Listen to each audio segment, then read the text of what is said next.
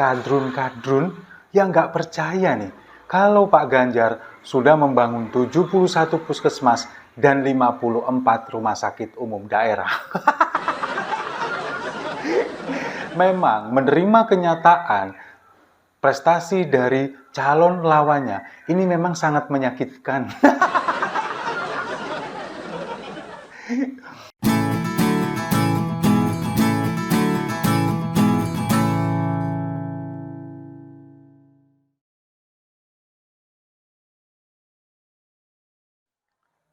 Salam damai untuk Indonesia, berjumpa lagi bersama saya, Papa Dimas. Info kali ini datangnya dari kadrun-kadrun yang nggak percaya nih kalau Pak Ganjar sudah membangun 71 puskesmas dan 54 rumah sakit umum daerah. Memang menerima kenyataan prestasi dari calon lawannya ini memang sangat menyakitkan. Sebelum kita bahas itu, hari ini, hari Selasa tanggal 5 September 2023, ada dua peristiwa penting yang terkait dengan Copres-Capres. Yang pertama, yakni pemanggilan Caimin atau Muhaimin Iskandar, bakal calon wakil presiden dari Anies Baswedan, sebagai saksi di KPK. Pemanggilan ini terkait dengan korupsi di Kementerian Tenaga Kerja tahun 2012. Pada waktu itu, Caimin adalah Menteri Tenaga Kerja, presidennya adalah Pak SBY. Dia menjadi Menteri Tenaga Kerja di tahun 2012. Nah, di sana ada kasus korupsi. Hari ini dijadwalkan pemanggilan Caimin sebagai saksi. Nah, apakah Caimin nanti datang atau tidak? Ternyata Caimin hari ini dipastikan nggak bisa datang. Dia meminta untuk dimundurkan jadwalnya atau pemanggilan ulang karena memang hari ini sudah terjadwal jauh-jauh hari katanya untuk membuka musabaqah tilawatil Quran sedunia katanya di Banjarmasin, Kalimantan Selatan hari ini. Makanya dia minta untuk penjadwalan ulang untuk dimundurkan. Tapi yang jelas kalau memang ini selalu berpegang teguh kepada sebuah jargon atau pepatah yang mengatakan bahwa kalau bersih, kenapa harus berisih? Kan begitu ya? Ya, cuman itu aja sih. Lalu peristiwa yang kedua, ini hari ini, tanggal 5 September 2023, adalah hari terakhir Pak Ganjar menjabat sebagai Gubernur Jawa Tengah. Semalam, sudah menggelar acara sholawatan bersama Habib Syekh di Semarang, dan juga semarak sekali. Lalu hari ini, sore ini akan ada pesta perpisahan dengan Pak Ganjar, menghadirkan beberapa penyanyi, kemudian juga pencipta lagu di acara itu. Nah, yang saya ingat dari Pak Ganjar ini, ketika dia menjabat sebagai Gubernur Jawa Tengah di tahun 2013 sampai sekarang, selama 2 periode. Nah, ini selama 9 tahun, dari 2013 sampai 2022 kemarin, selama 9 tahun, pemerintah Provinsi Jawa Tengah telah menggelontorkan dana sebesar 988 miliar, hampir 1 triliun. Untuk apa? Untuk menunjang kesehatan di Provinsi Jawa Tengah. Rinciannya, dari 988 ini, 337,75 miliar ini diperuntukkan untuk pembangunan 54 rumah sakit umum daerah yang tersebar di seluruh wilayah Jawa Tengah. Lalu ada 161 miliar ini untuk pembangunan puskesmas. Totalnya ada sekitar 71 puskesmas di seluruh wilayah Jawa Tengah. Dan 581 miliar sekian itu untuk pembelian alat kesehatan. Ini bukti apa? Sebagai bukti apa bahwa Pak Ganjar ini peduli dengan kesehatan, penunjang, kemudian fasilitas kesehatan bagi warga masyarakat Jawa Tengah. Tapi ketika kita sajikan data ini, kadrun nggak percaya.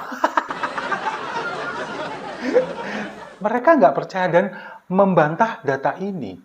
Mereka mengatakan bahwa pembangunan puskesmas itu kan sebetulnya bukan ranah provinsi.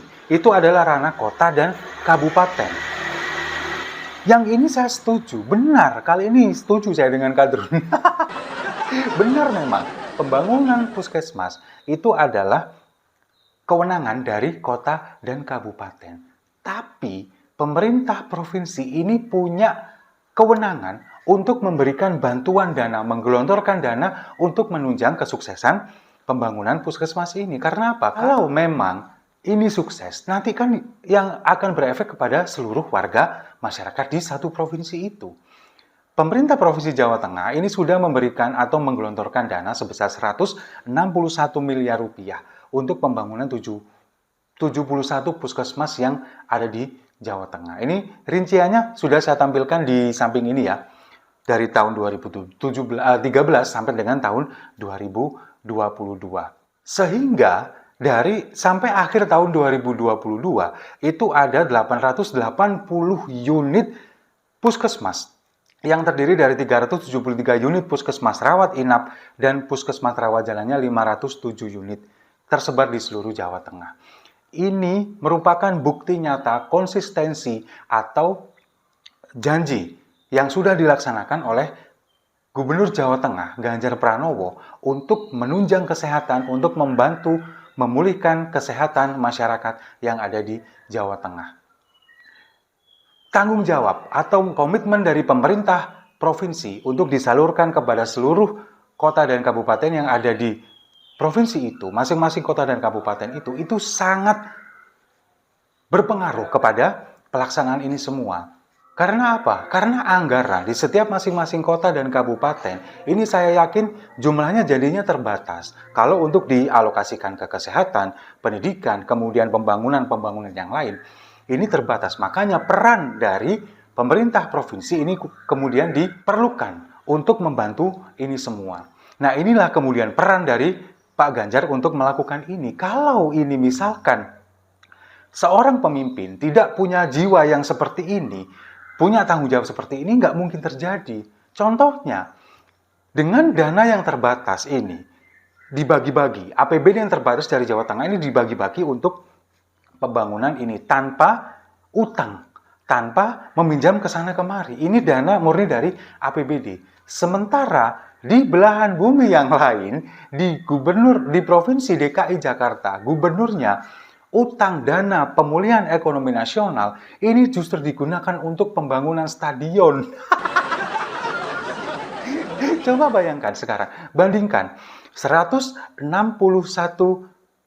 miliar untuk pembangunan puskesmas, 988 miliar totalnya untuk pembangunan rumah sakit, puskesmas, dan pembelian alat kesehatan. Nggak sampai 1 triliun. Sementara Anies Baswedan di Provinsi DKI Jakarta dengan dana pemulihan ekonomi nasional dari pemerintah pusat digunakan untuk pembangunan stadion yang sampai saat ini masih belum bisa digunakan karena kekurangan di sana kemari. Lalu, yang seperti ini mau dicalonkan menjadi presiden. Sementara dengan kerja nyata dari Pak Ganjar, ini para kadrun-kadrun pendukung Anies Baswedan, kemudian juga ada beberapa pendukung Prabowo Subianto, nggak terima disajikan data seperti ini. Mereka nggak percaya dan masih menuduh ini adalah klaim. Klaim yang dibangun oleh kota dan kabupaten, tapi diklaim oleh pemerintah provinsi. Saya sajikan data ini supaya apa? Supaya Anda tidak mengatakan bahwa ini klaim. Ada andil dari gubernur di sana. Klaim itu adalah ketika kita membangun stadion menggunakan dana pemulihan ekonomi nasional dari pemerintah pusat, kemudian diklaim ini sebagai sebuah mahakarya. Itu baru klaim. Kalau ini bukan, ini kerja nyata. Memang hanya berupa bantuan, bentuk bantuan dana. Tapi kalau misalkan dana ini tidak digelontorkan, tidak dibantu dari pemerintah provinsi, sepertinya juga agak mustahil untuk membangun puskesmas di kota dan kabupaten, mengingat terbatasnya APBD. Kita bandingkan saja APBD Jawa Tengah dengan APBD DKI yang sebegitu luar biasa besarnya, tapi pembangunan yang dirasakan oleh Provinsi DKI dan Provinsi Jawa Tengah seperti apa.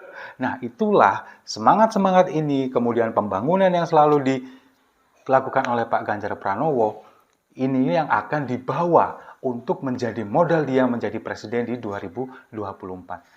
hari ini Pak Ganjar sudah selesai tugasnya di Jawa Tengah dan beberapa hari belakangan sudah berpamitan ke sana kemari. Dan mulai besok Pak Ganjar sudah mulai total untuk melakukan safari politik di berbagai daerah untuk menjadi Presiden RI di 2024. Akan total, akan all out. Dan nanti efeknya apa? Ketika Pak Ganjar ini belum total karena masih terkendala dengan dia menjabat sebagai Gubernur Jawa Tengah, elektabilitasnya sudah sekian 37, sekian persen di beberapa lembaga survei. Bayangkan kalau mulai besok sudah mulai total, kemudian sudah tidak tersandra lagi dengan statusnya sebagai Gubernur Jawa Tengah, bagaimana elektabilitasnya? Ketika mesin partai sudah berjalan, kemudian para relawan sudah mulai melakukan aksinya, kemudian yang ada di akar rumput yang tidak terikat seperti kami di Siwo TV ini yang kemudian juga mendukung Pak Ganjar, satu tegak lurus telunjuk Presiden Jokowi, ini sudah bekerja semuanya. Bagaimana? Apakah ini nggak akan membuat para oposan atau mungkin juga para lawan dari Pak Ganjar akan gelonjotan? Pastinya akan seperti itu. Makanya, mulai besok sampai ke depan, sampai menjelang pendaftaran, bahkan sampai pemilu, kita kawal terus Pak Ganjar Pranowo untuk menjadi Presiden RI di 2024. Setuju ya? Kalau setuju, mari kita minum kopinya sama-sama untuk Ganjar Pranowo.